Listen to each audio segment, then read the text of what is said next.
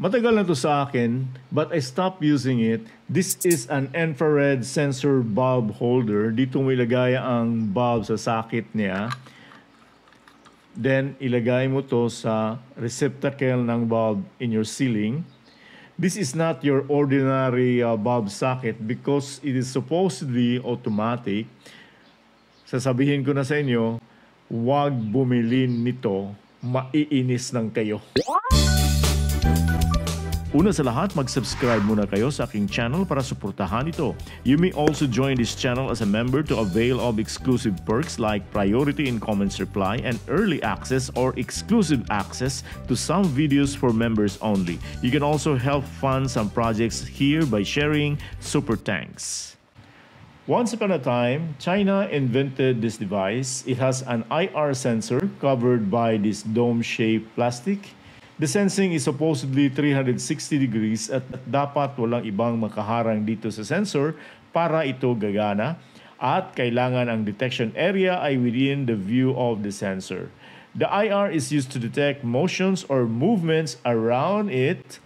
Kung may lalakad within sa sensing area nito, ang bulb ay iilaw at mag-off kung walang movements within specified time. May dalawang setting dito, time and lux. Itong lux refers to the time you want the light to turn on. Ma-adjust mo ito mula gabi hanggang may araw or from 10 lux to 2,000 lux. Ang 1 lux ay equivalent ng 1 square meter na nailawan ng isang kandila. Ang paligid na merong ilaw ng buwan ay 1 lux din. Ang living room sa bahay natin ay around 50 lux. So consider natin yung 10 lux na bedroom na merong lampshade lang. Yung 2,000 lux na maximum setting nito ay talagang maliwanag dahil sa may araw sa labas. Kaso lang, ang problema nito ay mahirap iset ang lux setting. It's maybe because this uses thermal resistor sa loob at hindi accurate yung adjustment. Nilagay ko yung IR bulb holder sa pinakamadlim na bahagi ng bahay ko. Itong landing area sa second floor right after the staircase. Wala kasing dito, window, kaya talagang madilim. Tingnan natin kung ma-detect tayo at mag-turn on yung lamp. Hindi nag-turn on. Nasa taas na, hindi makikita. Then I will open the door in the room. Okay, may ilaw. Check natin. Nag-react ba? Okay. That was the time na nag-react siya. Nakita niya ako. Pero, nasa ako? About 2 meters lang ang distansya niya. Okay. So, i-check natin. Tatago ako kung mag-off ba siya.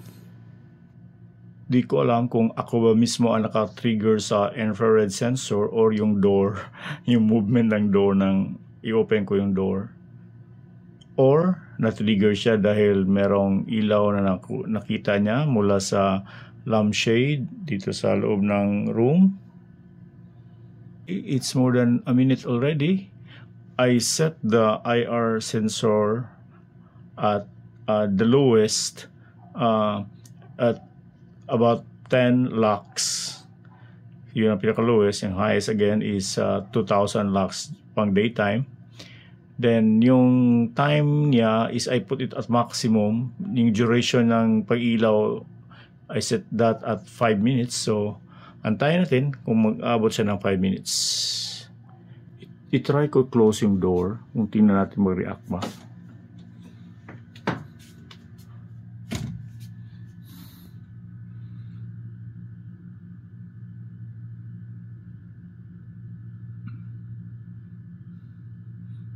Hindi. So, may movements naman. So baka mag-extend na naman tayo nito to another 5 minutes. Bumaba na lang ako kasi hindi siya nag-off. Pero ito ngayon, nag-off siya after siguro mga 5 minutes talaga. Okay? Tingnan natin again kung mag-on siya. Dito ko. Hindi talaga siya nag-on. Okay. There's a chair here. Gamitin ko ito yung chair. Papatong ako at saka I'll keep my hands near the bulb. Okay, you see? Saka pa siya ilaw. Nasa malapit na yung kamay ko sa bulb.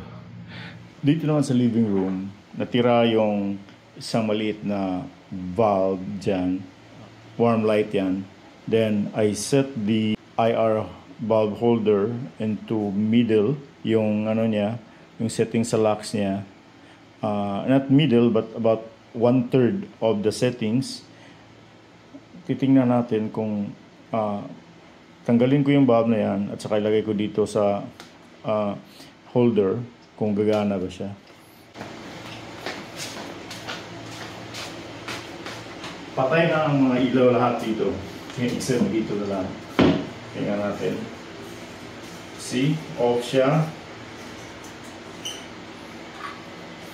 Observe. Kung gagana.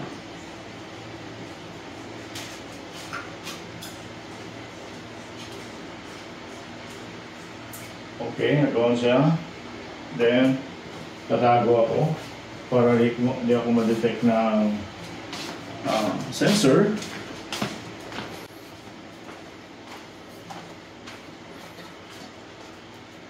So, walang 30 seconds, nag-off yung bulb na wala nang makitang wala na siyang ma-detect na motion. Papasok ako ngayon. Tingnan natin. Okay, I'm about 3 meters. Wala. I'm about less than 3 meters. Medyo bataas na ako. Wala pa rin. Then, tatakbo ako sa gilid. Ayun. Nag-on siya. Okay. So, let's see. Kung uupo ako dito sa aking position, hindi lang ako mikilos. Tingnan natin. Nakaupo lang ako, pero hindi lang ako. Tatago na naman ako. So kung ganito ang dating niya, walang ilaw, halos walang ilaw sa loob, pero walang tao naman, ganun pa rin siya, nag-iilaw. So waste of energy. Supposedly nakaka-save tayo. Pag walang tao, mag-off yung bulb. Ilang minutes na eh. 3 minutes na. Inconsistent siya. Hirap niya intindihin. Ano ba talaga? Paano ba kita i-adjust? I did several experiments on this mula pa dati, some 4 years ago, when I first, or 5 years ago, when I first bought this IR bulb holder. Ano talaga ang problema niya? Recommended height sa installation nito ay 2 meters to 3.5 meters. Yung ceiling ko naman ay about 2.7 meters. Ang detection distance nito ay 6 meters. Pero malapit lang naman ako sa bulb, di pa rin mag-detect. Itong time setting naman ay para sa tagal na iilaw yung bulb. You can set the duration from 10 seconds to 5 minutes. Kaso lang, yung detection niya ay inconsistent at maiinis ka lang sa kakaset nito. Kaya galit yung ibang buyers nito. Sabi ni Michelle, ayaw mamamatay ng ilaw kahit wala namang tao. The timer was maybe set to the maximum na 5 minutes. Meron ding nagsabi na very short distance lang ang kaya abutin ng sensor. Kaya gumawa ako ng video na ito upang magbigay ng unsolicited advice sa inyo. Huwag bumili nito, maiinis ka lang. Ilang taon nito binibenta online under various names, brands, and stores. Kahit mura lang ito, nasa around 200 pesos, but 200 pesos is 200 na ganito. Mahirap maghanap ng 200 na ganito araw-araw. If I were you, use reliable sensors in conjunction with smart bulbs. Para sa katanungan, isulat sa comment section below. Daghang salamat.